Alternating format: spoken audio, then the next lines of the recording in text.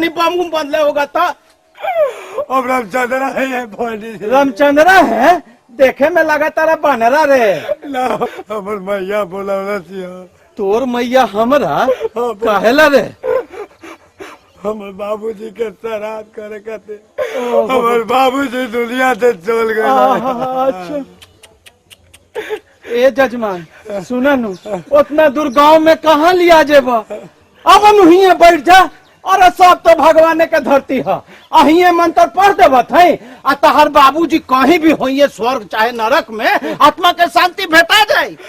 हमारे बाबूजी के आत्मा के शांति मिली। हाँ हाँ हमारे बाबूजी वैसा मरला गोरे ना हमारे बाबूजी के आत्मा के शांति मिली के ऐसा मिली। ए जजमान सुना नु, देखा एगो बात बताओ, पैर में घाव होखेला नु? हाँ होला। आ मुंह में दवाई खाला? हाँ खाली। अब पैरवा के घुआ ठीक हो जाला? हाँ तो हिया परम मंत्र तो ना भेटा जाये आत्मा के शांति। बाप रे बाप, जल्दी करिए।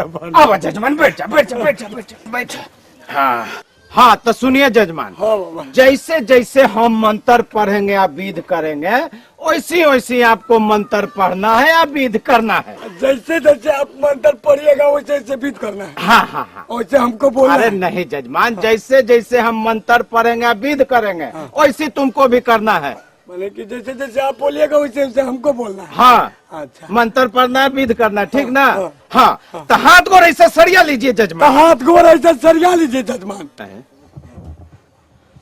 हाँ मंत्र बोलिएगा जजमान। हाँ मंत्र बोलिएगा जजमान। हाँ मंत्र बोलिएगा जजमान। हाँ मंत्र बोलिएगा जजमान।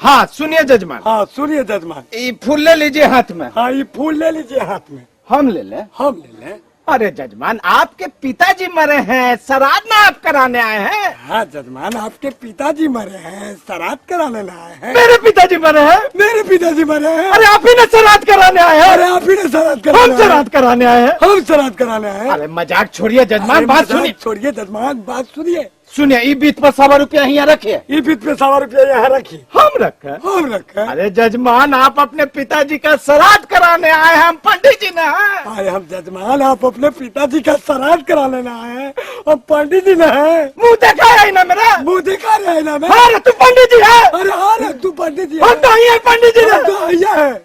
देखिए जजमान मजाक उजाक बहुत हुआ। देखिए जजमान मजाक उजाक बहुत और रे? और रे? होश में आइए जजमान। होश में आइए जजमान। आज तोरा काल मंडराए थे जजमान। काल मंडराए तो बेटा। अरे पंडित जी के बेटा का था? पंडित जी का बेटा बेटा कैसा है? कैसे जजमान से पाला पड़ल है? कैसा जजमान से पाला पड़ल है। सुनिए जजमान, सुनिए आप- जजमान। ऐसा हल्का दिमाग के भारी जजमान से पाला। अरे अरे आप अपने पिताजी का श्राद्ध कराने आए? मान आप अपने पिताजी का श्राद्ध करा। हम कराने आए। हम अरे बाप रे, बाप रे।